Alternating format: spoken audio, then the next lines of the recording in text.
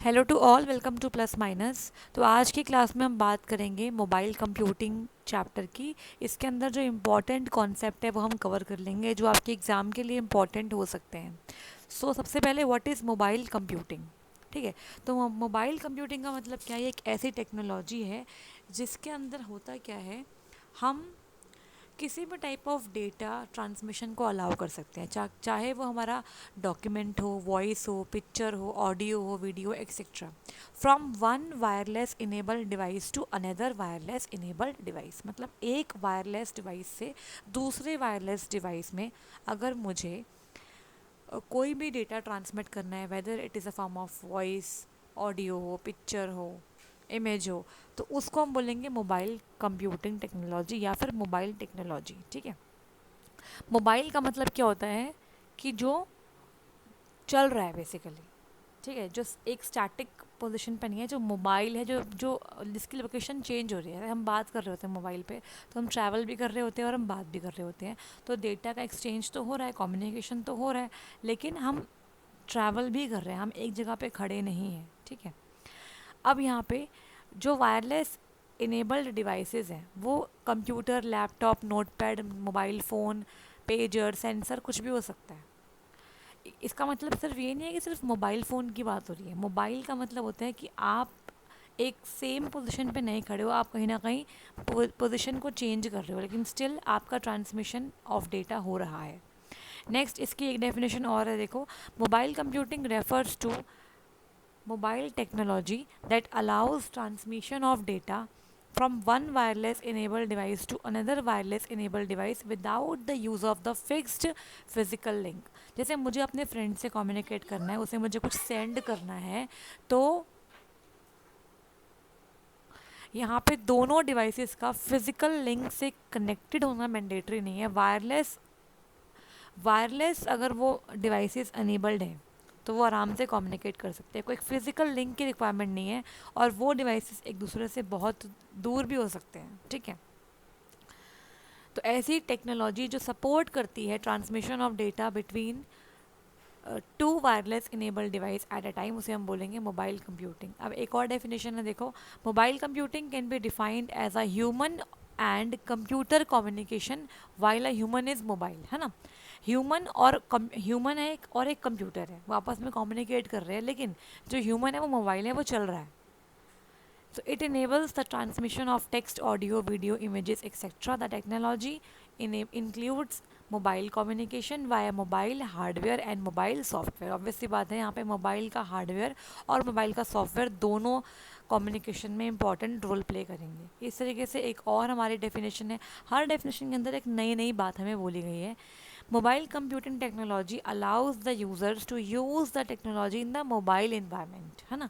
Mobile computing technology is based on the use of wireless computing communication devices like smartphones, tablets, wearable computing device and so on। चलिए, इसका मतलब, इसका जो main summary है वो ये है कि मोबाइल कंप्यूटिंग की मदद से मैं किसी भी टाइप ऑफ डेटा को कम्युनिकेट कर सकती हूँ किसी दूसरी प्लेस पे। ठीक है, किसी भी मोबाइल डिवाइस के through. It can be a mobile phone, it can be a laptop, it can be a computer etcetera. अब कुछ फीचर्स होते हैं मोबाइल कंप्यूटिंग के जो आपको पूछे भी जा चुके हैं पहले पेपर्स के अंदर। The most important features of mobile computing are, first is mobility. इसका मतलब क्या है कि इस टेक्नोलॉजी का इस्तेमाल करके, मोबाइल कंप्यूटिंग टेक्नोलॉजी का इस्तेमाल करके, मैं किसी यूज़र को डेटा जब भी ट्रांसफ़र कर सकती हूँ, जब वो मोबाइल इन्वायरमेंट में वो मूव कर रहा है, वो एक जगह से दूसरी जगह पे घूम रहा है, चल रहा है, लेकिन still data can be transfer. तो यहाँ मोबिलिटी है। It not only supports communication with mobile users but also when devices are mobile, does not matter the user is the same और डिफरेंट, है ना। मतलब जस्ट अ मिनट।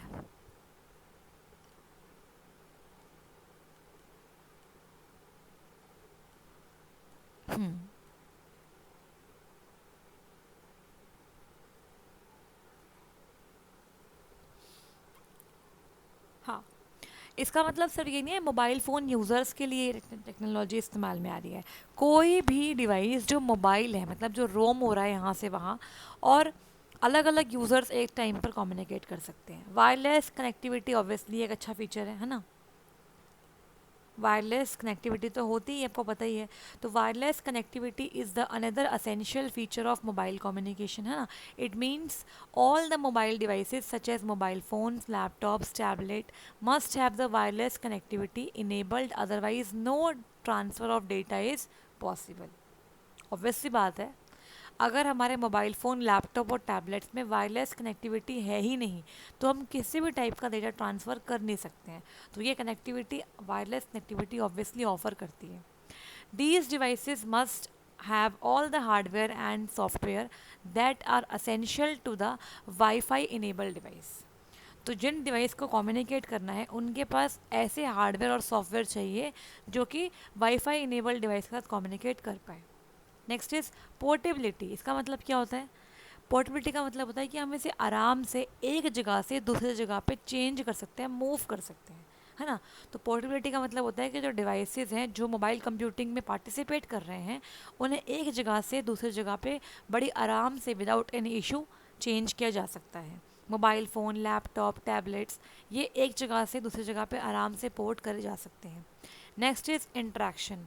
इंट्रैक्शन का मतलब क्या होता है? Interaction refers to the communicate and transfer information from one user to another using wireless enabled devices, है ना। तो ऑब्वियसली इंट्रैक्शन तो हो ही रहा है ना। अगर एक यूज़र एक दूसरे यूज़र को कुछ भी भेज रहा है तो डेटा का आदान प्रदान हो रहा है, तो interaction between the humans is going to have. Next, जैसे यहाँ बोल रहे हैं, users can send textual data, audio and video files from one person to another person and one group of people to another group of people.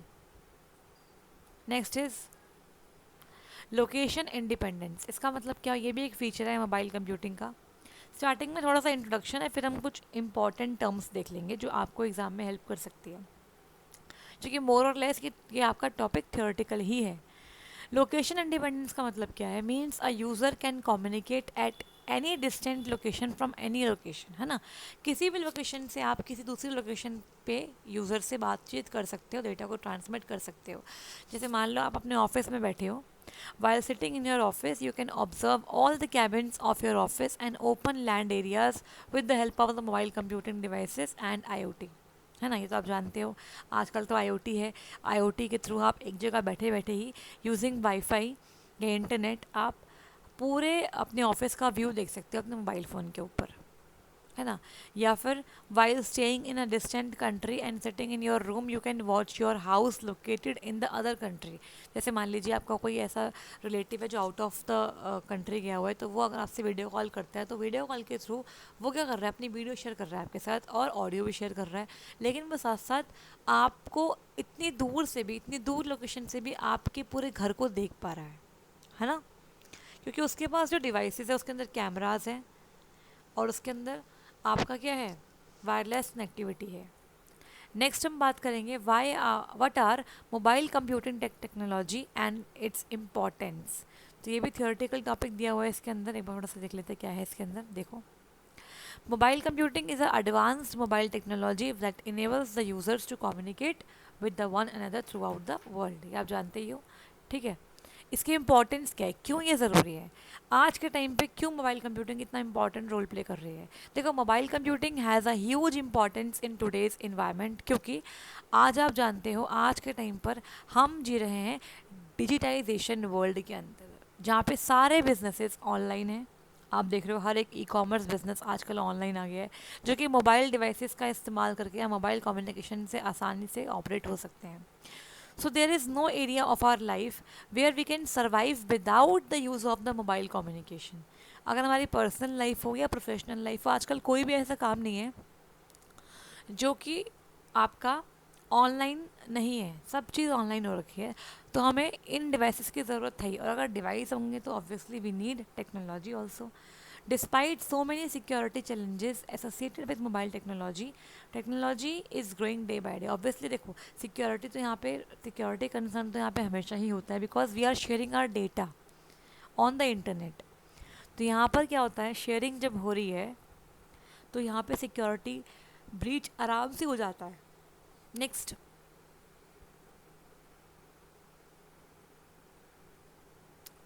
यहाँ पे ये बोल रहा है the areas which are not touched by mobile technology until now are using mobile technology in order to get more growth.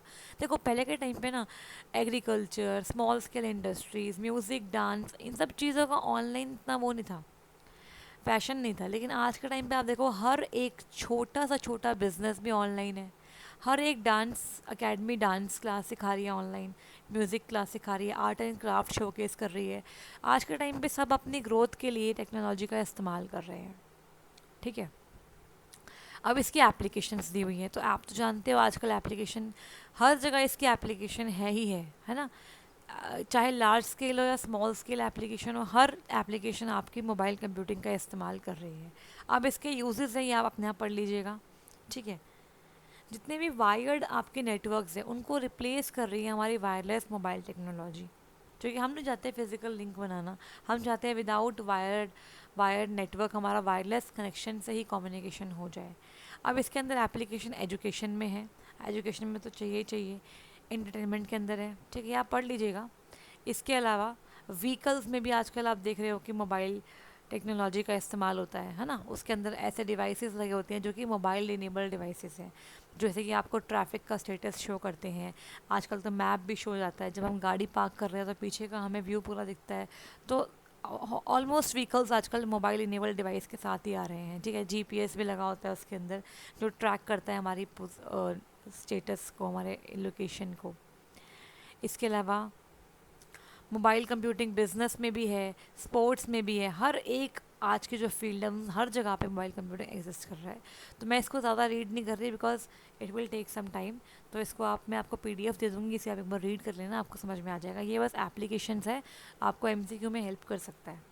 ठीक है, mobile computing application in emergencies and natural hazards. Obviously आप देखते हो जब कोई कैलेमिटी आ जाती है, ठीक है, या फिर कोई अर्थक्वेक या वॉर्स हो जाते हैं, तो वहाँ पर मोबाइल कंप्यूटिंग कितनी हेल्प करती है ना। मोबाइल कंप्यूटिंग के थ्रू हम सारे जो हमारे विक्टिम्स होते हैं उनके बारे में इंफॉर्मेशन निकाल पाते हैं, है ना, उनको हम सर्च आउट कर पाते हैं। तो बहुत ज़्यादा फ़ायदा मिलता है हमें इस चीज़ से। इश्यूज़ भी है, नो डाउट इशू भी रहते हैं, ये काफ़ी इंपॉर्टेंट है। इश्यूज़ से क्वेश्चन आया हुआ है पहले भी, आपने शायद मैंने किसी वीडियो में डाला भी हुआ था किसी क्वेश्चन के अंदर, आप देख लेना। इश्यूज़ हमेशा पूछते हैं कि क्या इश्यूज़ हैं मोबाइल कंप्यूटिंग के साथ। देखो ये टेक्नोलॉजी आज बहुत ग्रोथ कर रही है ना। हमेशा आप देखते हो कि हर एक बिज़नेस चाह रहा है कि वो ऑनलाइन आ जाए, मोबाइल टेक्नोलॉजी का इस्तेमाल करे। बट जहाँ पे प्रॉज है वहाँ पे कॉन्स भी हैं। आजकल बहुत सारे इश्यूज और चैलेंजेस भी हैं इस डोमेन में। जैसे कि पहला, लो बैंडविड्थ। इसका मतलब क्या है? Mobile internet access is slower than the fixed desktop connection while using GSM and other advance technology such as 3G 4G and 5G।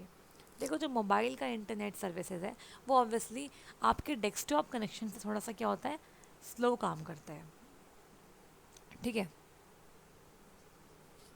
Local wireless connection offers mbits मतलब मेगाबिट्स पर second of speed and wide wireless connection offers kilobit पर second of speed. तो फ़र्क तो है ही।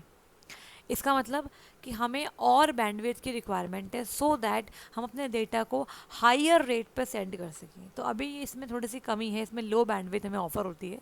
इसके अलावा lower security भी है भाई, क्योंकि देखो जब आपके जो यूज़र्स हैं वो मोबाइल पे काम करेंगे तो वो कम्प्लीटली डिपेंडेंट हो गए अब इस चीज़ पे, है ना। तो इसका मतलब हैकर्स के लिए ये बहुत आसान हो गया उनके डेटा को ट्रैक करना। So there is a big problem with the security of data while transferring from one mobile device to another device. Therefore, to protect the data from eavesdropping, there is a need for strongly secured algorithms of authentication and security. Eavesdropping का मतलब होता है जब दो लोग communicate कर रहे हैं और तीसरा कोई उनकी इंफॉर्मेशन को चुरा रहा है, उसे रीड कर रहा है, उसे बोलते हैं ईव्सड्रॉपिंग। ठीक है, जैसे कि आप मनी ट्रांजैक्शन करते हो मोबाइल कंप्यूटिंग से तो होता है, आप अपने अपने क्लाइंट से उस सर्वर पे कनेक्ट करते हो जहाँ आपको पेमेंट करनी होती है। तो वहाँ पर सबसे सेंसिटिव एरिया है आज के टाइम पे वो जो हैकर्स टारगेट करते हैं। इंटरनेट फ्रॉड्स जो कि मनी से रिगार्डिंग है आजकल बहुत ज़्यादा हो रहे हैं। तो यहाँ पे डेफिनेटली कुछ ऐसे मेथड्स को इम्प्लीमेंट करने की ज़रूरत है जिससे सिक्योरिटी को अच्छे लेवल पे इम्प्लीमेंट किया जा सके। ट्रांसमिशन इंटरफेरेंसेस ये भी होता है। देखो, radio transmission can not be protected, therefore there is a high transmission interference due to electric engines, lightning हो गया, हाई बिल्डिंग्स हैं, ऊंची ऊंची बिल्डिंग्स हैं, नेटवर्क्स नहीं आ रहे, माउंटेन्स हैं आसपास, या वेदर कंडीशंस है। आप देखते हो जब भी वेदर कंडीशंस चेंज होती है या फिर लाइटनिंग वगैरह हो जाती है, उस टाइम पर आपका जो डेटा है उसका लॉस ज़्यादा होता है, आपको किसी की आवाज़ समझ में नहीं आती, ऑडियो कट कट के आती है, वीडियो बफर होती है ना, तो डेटा में एरर्स आ जाते हैं। Shared medium. Radio access is a shared medium because it is just impossible to give dedicated radio access to all the users. Radio का मतलब आप समझ रहे हो ना क्या होता है, जो आपकी वेव्स है बेसिकली, वहाँ पे शेयर्ड मीडियम तो है बिकॉज इतने सारे यूज़र्स हैं, तो हर एक यूज़र्स के लिए डेडिकेटेड मीडियम लाना मुश्किल होता है। तो यहाँ पे एक ही मीडियम को मल्टीपल यूज़र्स शेयर कर रहे होते हैं एक टाइम पे। However, different techniques are deployed.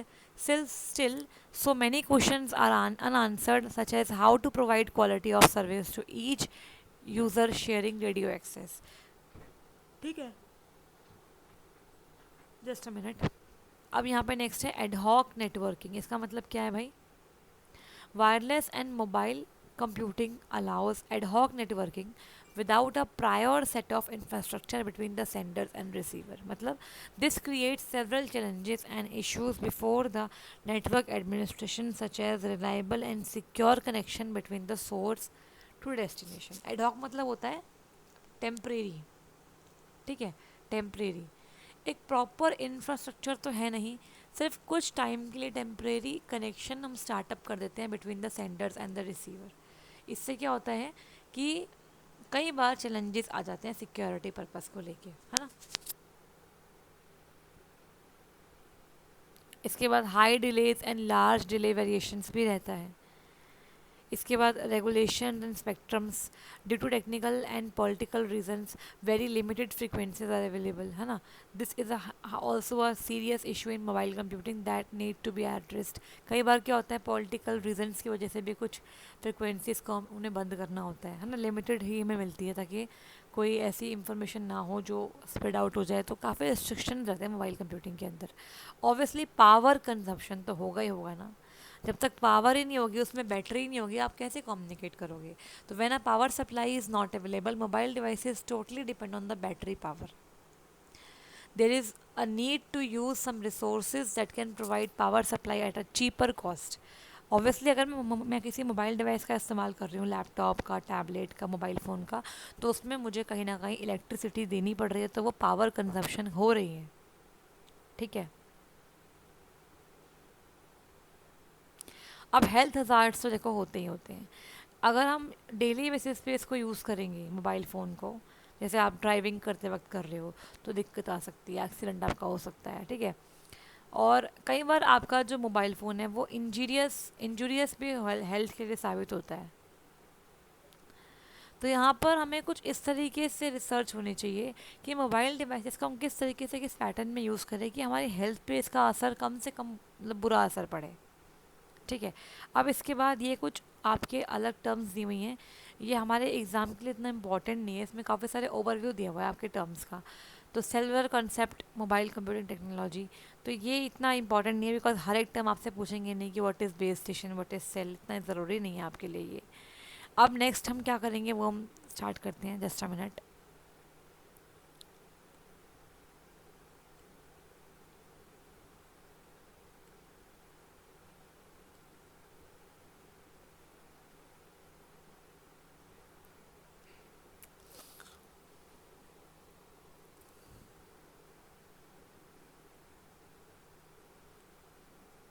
एक सेकेंड, अब यहाँ पे देखते हैं एक बार फिर से हम बात करेंगे इंट्रोडक्शन के। आपको जानते हो तो अब तो आपको याद भी हो गया होगा कि ये टेक्नोलॉजी है जो अलाउ करती है ट्रांसमिशन ऑफ डेटा, जिसमें वॉइस भी आता है, इमेज भी आता है, वीडियो भी आता है, via computer to another computer, ठीक है, या फिर टू अनदर मोबाइल डिवाइस जो वायरलेस है, without having to be connected to a fixed physical link. Physical link नहीं है इसमें, तब भी आपका वायरलेस कनेक्टिविटी के थ्रू डिवाइसेस जुड़े हुए हैं आपस में और वो कम्युनिकेट कर रहे हैं।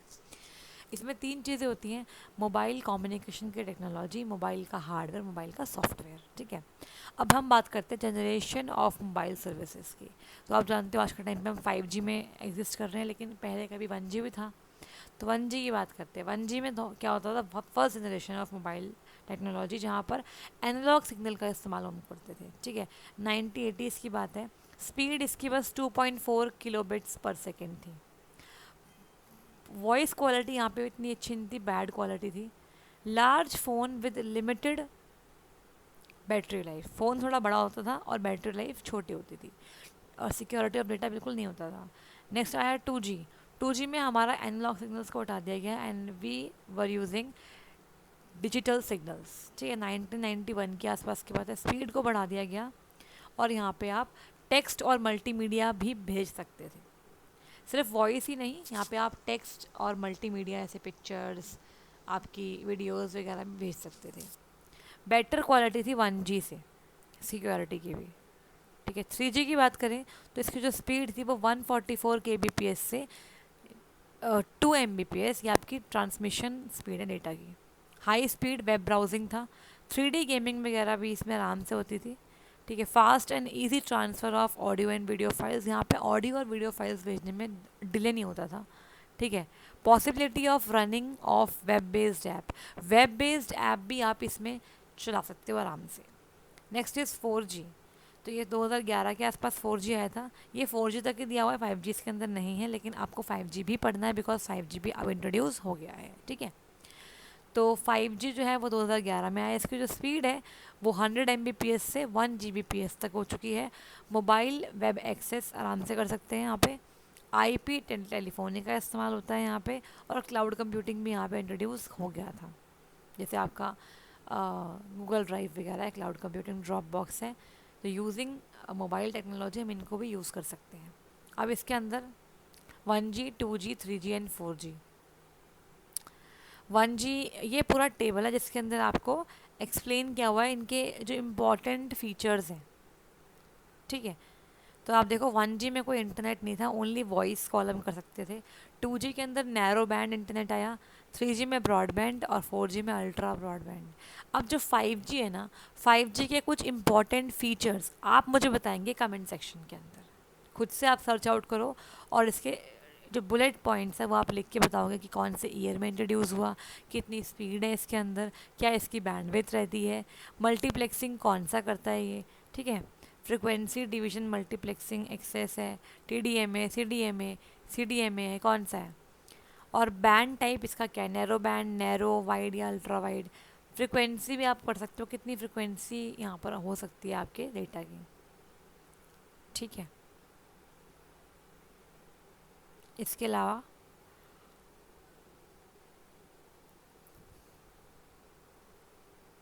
यहाँ पे जो इम्पोर्टेंट है नेक्स्ट टॉपिक वो है GSM।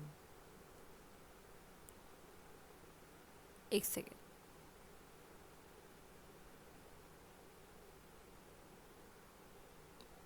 मोबाइल कंप्यूटिंग का आर्किटेक्चर है GSM, और GSM की फुल फॉर्म आपसे पूछ सकते हैं। तो पहले के टाइम पे इसकी फुल फॉर्म थी ग्रुप स्पेशल मोबाइल, GSM, लेकिन बाद में इसकी फुल फॉर्म को रीनेम किया गया। इसकी फुल फॉर्म रखी गई global system for mobile communication, ठीक है। इसको 1965 में फाउंड किया गया था। इसका मेन यूज़ था टेलीकम्युनिकेशन में, बेसिकली टेलीकम्युनिकेशन को इन्हांस करना और उसे better banana.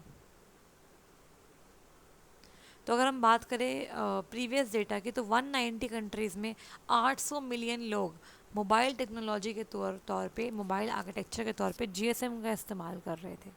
The main aim of GSM was to provide a mobile phone system that allows the users to move throughout the Europe and allows voice services compatible with the ISDN and PSTN systems, ठीक है। तो Europe में इसको पहली बार introduce किया गया था इस विजन के साथ कि ये यूज़र्स को अलाउ करेगी कि वो आराम से अपनी वॉइस सर्विसेज को शेयर कर पाए, ठीक है। इसके बाद इसका वर्जन है, अलग अलग वर्जन टाइम टू टाइम इसके आते चले गए, तो ये आप एक बार पढ़ लीजिएगा।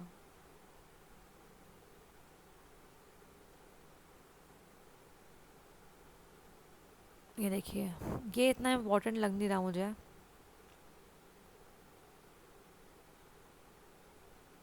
इसके नाम याद कर लो बस आप, कि GSM जो है वो एक हरारिकल सिस्टम आर्किटेक्चर का इस्तेमाल करता है, जिसमें 3 चीज़ मेनली होती है। रेडियो सब सिस्टम, नेटवर्क स्विचिंग सब सिस्टम और ऑपरेशन सब सिस्टम। तो ये आपको डेप्थ में पढ़ने की ज़रूरत नहीं है, बट एग्ज़ाम के लिए आपको पता होना चाहिए कि जीएसएम के अंदर फर्दर क्या क्या सब सिस्टम्स एग्जिस्ट कर रहे होते हैं। ठीक है। BSSS की फुल फॉर्म होती है बेस स्टेशन सब सिस्टम। MS की होती है मोबाइल स्टेशन।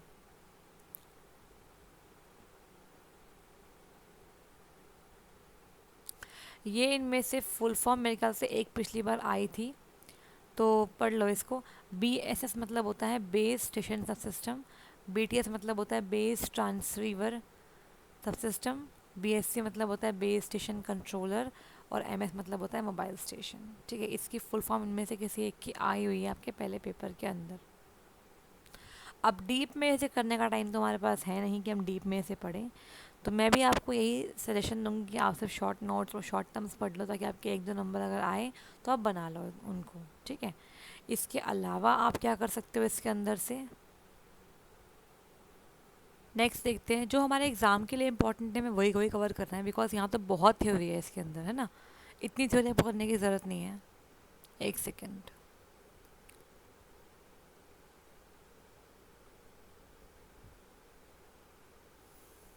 जो ज़्यादा इम्पॉर्टेंट है सिर्फ वो देख लेते हैं अभी।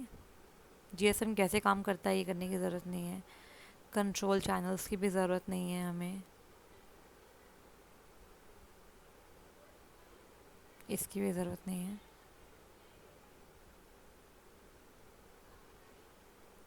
CDMA एक बार देख लेना क्या होता है। CDMA बेसिकली एक सेलुलर टेक्नोलॉजी होती है जिसकी फुल फॉर्म होती है कोड डिवीजन मल्टीपल एक्सेस। तो आपने ये पढ़ा भी होगा, नेटवर्किंग में भी यूज़ होता है। इसमें दो मेन सिस्टम है, BS मतलब बेस स्टेशन, और मोबाइल यूज़र्स जो मोबाइल फ़ोन को यूज़ करने वाले हैं या मोबाइल टेक्नोलॉजी को यूज़ करने वाले हैं। CDMA के अंदर होता क्या है, यूनिक कोड असाइन होते हैं यूज़र्स को for the communication with the base station. ठीक है। CDMA अलाउ करता है मल्टीपल ट्रांसमीटर्स को, ताकि वो डेटा को सेंड कर पाए एक सिंगल चैनल पे एक ही साथ। This makes its possible to share the same bandwidth by the multiple user at the same time. एक ही टाइम पर मल्टीपल यूज़र्स उस चैनल की बैंडविड्थ को यूज़ कर रहे होंगे। CDMA काम कैसे करता है ये करने की ज़रूरत नहीं है आपको। ठीक है।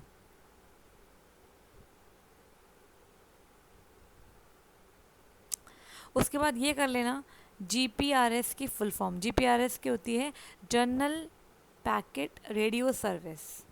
ये भी एक आर्किटेक्चर है, जर्नल पैकेट रेडियो सर्विस। तो GPS provides packet mode data transfer service over cellular network system. ठीक है, पैकेट्स के अंदर डेटा को ट्रांसमिट करते हैं packet by packet. GPRS uses the existing network resources more efficiently for the packet mode application and provides the good quality of service। तो GSM से ज़्यादा बेटर होता है। अब इसके अंदर यूनिकास्ट भी है, मल्टीकास्ट भी है और ब्रॉडकास्ट भी है। मतलब यूनिकास्ट मतलब एक सिंगल यूज़र, सिर्फ एक सिंगल यूज़र को ही डेटा भेज सकता है, यूनिकास्ट मतलब होता है ये। मल्टीकास्ट मतलब एक यूज़र कुछ ग्रुप ऑफ यूज़र्स को भेज पा रहा है, और एक मतलब होता है ब्रॉडकास्ट, जो एक यूज़र जितने भी उसमें यूज़र्स है सबको भेज पा रहा है। ठीक है। इसके गोल्स पढ़ लेना क्या क्या होते हैं। Continuous and consistent internet packet service, cheaper service होनी चाहिए as compare to circuit switch network, open architecture है इसका, और just a minute, GPRS service innovations are independent from the infrastructure. इसकी मेन एडवांटेज क्या होती है, ये हमेशा ऑन रहता है। There is no need of any connection setup prior to data transfer. Data को ट्रांसफ़र करने से पहले कनेक्शन बनाने की ज़रूरत नहीं है, लाइक सर्किट स्विच नेटवर्क। ठीक है। बाकी इसे आप एक बार रीड भी कर सकते हो अपने अकॉर्डिंग। एडवांटेजेस है GPRS की, मोबिलिटी है, कॉस्ट एफिशिएंट है, अवेलेबिलिटी है, लोकलाइजेशन है, इजी बिलिंग है। ठीक है। अब ये कर सकते हैं, ये पूछ सकते हैं व्हाट इज़ ब्लूटूथ। तो ब्लूटूथ क्या होती है, शॉर्ट रेंज की आपकी कम्युनिकेशन टेक्नोलॉजी होती है, जिसके अंदर क्या होता है, बिना किसी केबल को कनेक्ट करे हुए हम यहाँ पे डेटा को ट्रांसमिट कर लेते हैं। सिक्योरिटी यहाँ पे हाई होती है, बिकॉज बहुत ही कम रेंज के अंदर डिवाइसेस को कनेक्ट करके डेटा को ट्रांसमिट किया जाता है। Bluetooth technology is based on ad hoc technology, है ना। इसमें एडहॉक मतलब टेम्परेरी नेटवर्क्स बनाए जाते हैं जो कि एक लिमिटेड कवरेज को ही कवर करते हैं। जिससे डेटा को ट्रांसमिट किया जाता है। इसमें कुछ फीचर्स दिए हुए हैं ब्लूटूथ के, देख लो। Bluetooth offers a uniform structure for a wide range of devices to connect and communicate with each other, ठीक है। अब इसके अंदर क्या होता है, Bluetooth technology has achieved global acceptance such that any Bluetooth enabled device almost everywhere in the world can be connected with Bluetooth enabled device, है ना। जैसे कोई आपका हेडफोन है, ईयरफोन है, कोई आपका स्पीकर है, अगर उसमें ब्लूटूथ है तो उसे किसी भी दूसरे डिवाइस से जिसमें ब्लूटूथ है उससे कनेक्ट किया जा सकता है। लोअर कंजप्शन होता है इसमें, ज़्यादा बैटरी भी नहीं लगती है आपकी, है ना। और 10 मीटर के अंदर अंदर की रेंज के अंदर आप सभी डिवाइस को आपस में कनेक्ट कर सकते हो। इसके अलावा पिकोनेट्स और स्कैटरनेट्स क्या होता है ये देख लो। Bluetooth enabled electronic devices connect and communicate wirelessly through a short range devices known as piconets, ठीक है। तो एक छोटा नेटवर्क जो शॉर्ट रेंज डिवाइसेस क्रिएट करते हैं डेटा को वायरलेसली सेंड करने के लिए, उसे बोलते हैं पिकोनेट, ठीक है।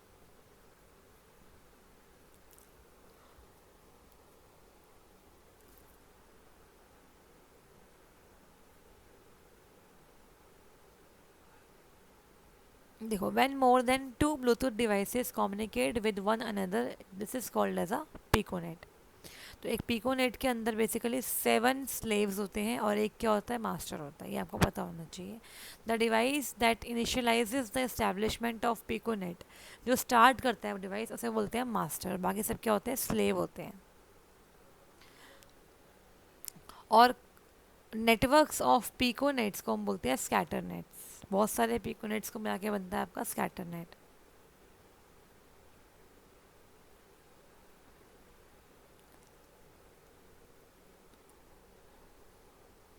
यहाँ पे दिया हुआ है, devices resident in the adjacent piconets provide a bridge to support inner piconet connections allowing assembly of the linked piconets to form a physically extensible communication infrastructure called as scatternet, जो कि आप देख पा रहे हो इस पर्टिकुलर डायग्राम के अंदर भी, ठीक है। अब इसके बाद WAP आपने देखा होगा अपने वायरलेस वाईफाई के अंदर। वैप का मतलब होता है, WAP मतलब वायरलेस एप्लीकेशन प्रोटोकॉल, ठीक है। ये एक ग्रुप ऑफ प्रोटोकॉल्स है, ना कि एक सिंगल प्रोटोकॉल है। वैप का मतलब क्या होता है, ये बेसिकली ये क्या चाहता है, aims at integrating a simple lightweight browser known as micro browser with into the handheld devices, जिससे कि आपका जो मेमोरी और CPU है उसकी जो रिक्वायरमेंट है अलग से वो दूर हो जाएगी अब, ठीक है। The primary objectives of the web protocols are the following: independence from the wireless network standards, interoperability among service providers, overcoming the shortfalls of wireless mediums। तो ये सारी प्रॉब्लम्स जो थी उसको ठीक करने के लिए WAP को लाया गया। ये इतना ज़रूरी नहीं है, इसकी फुल फॉर्म पढ़ लो बस। अब नीचे आ जाते हैं हम।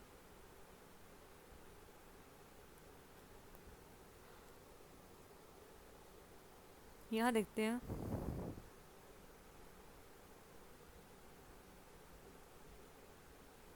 यहाँ पे क्या कर सकते हैं हम,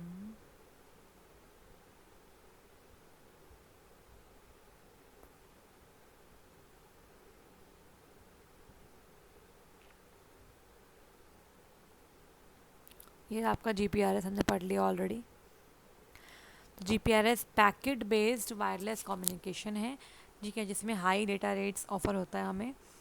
और ये बेस्ड बेसिकली GSM टेक्नोलॉजी पे ही होता है, लेकिन इसके अंदर हम पैकेट स्विच नेटवर्क डोमेन का इस्तेमाल करते हैं सर्किट स्विच डोमेन के साथ साथ।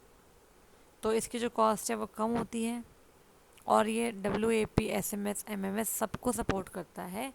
और GPRS uses the GSM network mode such as MSC, VLR, HLR and BSS, ये आपने पढ़ लिया ऊपर ही, ठीक है। उसी का ही एक्सटेंडेड वर्जन है बेसिकली ये। इश्यूज आप जानते हो क्या क्या है, ये करने की ज़रूरत नहीं है हमें एग्ज़ाम पॉइंट ऑफ व्यू के लिए, बहुत डीप है ये तो।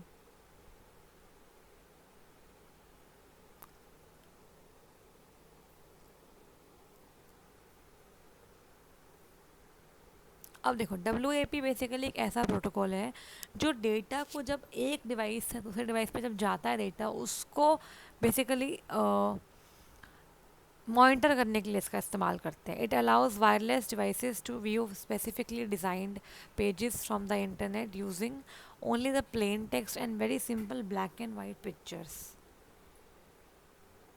इसके अलावा ये करने की ज़रूरत नहीं है आपको.